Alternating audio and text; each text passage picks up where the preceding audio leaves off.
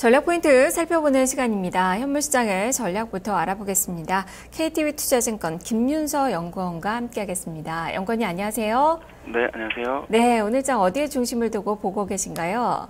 네, 일단 전일 그 해외 쪽의 채권 시장이 좀 단기적으로 안정을 찾고 있는 모습이고요. 여기에 따라서 국내 증시에도 좀 긍정적인 영향력을 미치지 않을까라고 좀 보고 있습니다. 네, 그만큼 채권 시장의 진정 이 부분이 단기적으로 좀 봐야 되는 거 좀 아닐까 싶기도 좀 한데 일시적인 그런 부분이 아니라 조금 더 점수를 좀 줄 수 있는 건지 시장 전망 좀 어떻게 하십니까? 네, 일단은 말씀해 주신 대로 아직까지는 좀 불확실성이 남아 있습니다. 남아 있지만 긍정적인 부분은 그 채권 금리의 상승 추세, 강한 상승 추세가 좀 멈춰 있다는 게 좀 긍정적인 것 같고요. 그다음에 이제 지금 레벨에서 그 금리 자체가 좀 추가적으로 상승하기에는 좀 어렵습니다. 그 경기 지표 자체들이 이렇게 썩 좋은 편이 아니고 뭐 수급적으로도 그렇고 그 단기에 굉장히 급등한 면이 없지 않기 때문에 이런 부분들이 결국엔 지금 레벨에서 좀 횡보하는 모습을 나타낼 것 같고요. 이게 좀 안정되기까지는 물론 시간이 조금 필요하겠지만 일단은 단기간에 저희는 이제 좀 안정되는 국면으로 접어들 거라고 보고 있고요. 여기에 따라서 이제 그동안에 좀 시장을 가장 크게 지배했었던 그 금리 상승에 따른 어떤 유동성 긴축 우려가 조금씩 완화될 것 같습니다. 그렇게 되면 아무래도 국내 증시의 외국인 자금 유입이 요즘 들어서 이제 조금 주춤해지고 있는데 해외 채권 시장이 좀 안정된다면 다시 좀 시장은 계속해서 좀 그래도 저금리지 않겠느냐, 뭐 이런 이제 인식들이 강해지면서 외국인 자금 유입도 좀 다시 국내 증시에 유입이 될 수 있지 않을까라고 좀 판단을 하고 있습니다. 네, 외국인 매수의 재개 가능성을 좀 보셨는데요.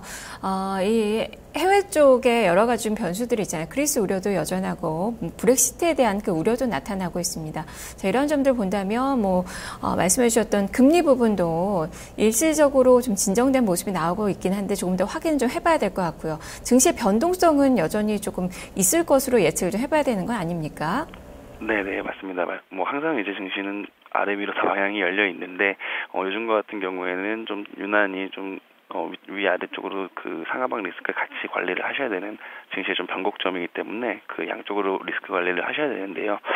일단은 최근에 이제 한 2주 정도, 2, 3주 정도 조정이 있었고, 그다음에 해외 증시 자체도 이제 어제 특히 이제 그 시장의 하락을 주도했었던 그 유럽 채권 시장과 유럽 그 주식 시장이 좀 안정이 됐기 때문에 지금 시점에서는 조금 지수 방향성을 다시 좀 위쪽으로 보시는 그런 전략을 좀 세우시는 것을 추천을 해드리고 있습니다. 네, 어느 정도까지 위쪽으로 좀 열려 있는 건가요? 저희는 단기적으로 짧게 말씀을 드리면은 다음 주까지는 뭐 지수가 다시 한 2,160포인트 상단 정도 예상을 하고 있고, 그다음에 하단으로는 2,90에서 2,100포인트 정도면은 좀 기술적으로 지지를 받을 수 있지 않을까라고 보고 있습니다. 네, 그만큼 그렇다면 상승에 베팅하는 전략이 좀 필요하지 않을까 싶은데, 자, 그렇다면 오늘자 전략 어떻게 세워봐야 될지, 또 어떤 섹터를 주목을 해봐야 될지 구체적으로 설명을 해주시죠. 네, 일단 아직까지는 좀 불확실성이 남아있기 때문에 너무 좀 적극적으로 베팅을 하시기보다는 지금부터 조금씩 지수 방향을 좀 점진적으로 올라간다고 생각을 하시고 좀 분할 매수 해들어 가시는 그런 전략이 좀 필요하실 것 같고요. 거래소랑 코스피랑 코스닥 이제 같이 좀 위쪽으로 가는 그런 흐름을 예상을 하고 있습니다. 그래서 좀 거래소 쪽에서는 아무래도 그 국내 수출 경기가 계속해서 좀 안 좋기 때문에요. 그 해외 쪽 수출 경기에 민감한 업종보다는 내수 경기에 좀 민감한 증권이라든지 건설, 유통업종 쪽으로 조금 관심을 가지셨으면은 좋을 것 같고요. 그 다음에 코스닥 쪽에서는 코스닥이나 뭐 중소형주 중에서는 여전히 그 중국 관련 업종, 화장품 보다는 최근에는 이제 그 중국 컨텐츠 관련한 주식들이 움직임이 좋은 것 같은데 이쪽 부분도 참고를 하시면은 좋은 수익률을 얻을 수 있으실 것 같습니다. 네, 시장으로 본다면 지금 현재 코스닥 시장이 훨씬 더 강한 그 움직임이 좀 형성이 좀 되고 있거든요. 그쪽으로의 이 베팅이 대형주보다는 여전히 중소형주, 코스닥 시장의 움직임에 좀 더 집중을 하면서 전략을 세워봐야 될까요? 네, 일단 지금 시점에서 비중은 코스닥 쪽에 한 60% 그리고 코스피 쪽에 한 40% 정도 배분을 하시면 될 것 같고요. 일단 앞서 말씀드린 것처럼 아직 그 해외 채권 시장이 완벽하게 안정됐다고 보기는 어렵기 때문에 그 사이에서는 아무래도 대형주의 수급은 좀 강하지 않을 수가 있습니다. 그래서 이제 코스피가 좀 지지부진한 흐름을 이어간다면 이 과정에서 아무래도 상대적으로 성장성이 높은 코스닥이나 중소형 쪽으로 국내 수급이 좀 쏠리게 되는 거죠. 그렇기 때문에 지금과 같은 코스닥의 상대적인 강세 흐름이 나타나고 있는데요. 이러한 흐름이 다음 주까지 조금 더 지속될 수 있기 때문에 전에 말씀드린 대로 코스닥 비중을 한 60%, 그다음에 거래소 한 40% 정도 비중을 유지하시는 그런 전략을 추천해드리고 있습니다. 네, 특히나 코스닥 시장은 대부분의 이 전문가들은 반도체 쪽에 대한 그 움직임을 많이 좀 주목을 하면서 전략을 좀 제시해 주시거든요. 많이 좀 오르기는 했는데 여전히 좀 위쪽으로의 룸은 좀 남아있다고 반도체 쪽은 좀 볼 수 있을까요? 네, 부품 관련해서는 제가 자세히는 말씀을 드리기 조금 어렵고요. 그냥 이제 개별 재료들로 움직이는 부분이기 때문에 그쪽은 저희 매크로 이슈보다는 좀 바텀업 쪽에서 접근을 하시는 그런 것이 좀 필요할 것 같고요.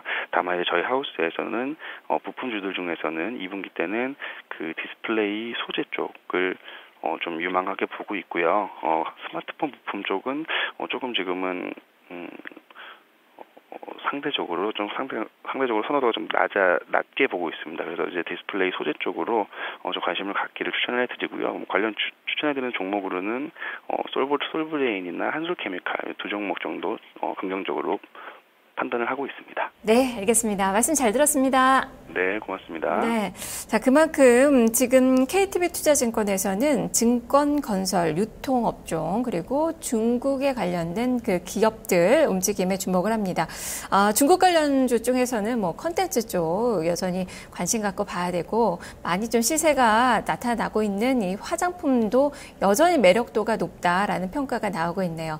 그리고 IT 쪽에 대해서는 사실 이건 버텀업 쪽으로 좀 접근을 해야 되는 그 섹터라서 이코노미스트들은 보통 추천을 좀 안 하는데요. 오늘 또 종목이 한 두 종목 또 제시가 좀 됐네요. 이 종목군들의 움직임들도 같이 점검해 보시면서 투자 전략에 참고를 해 보시면 좋을 것 같습니다. 자, 지금 현재 시장이 한 6포인트 정도 상승권의 움직임 기록이 되고 있는 그 상황인데요. 자세하게 마스터 전략 잠시 후에 세워보도록 하겠습니다.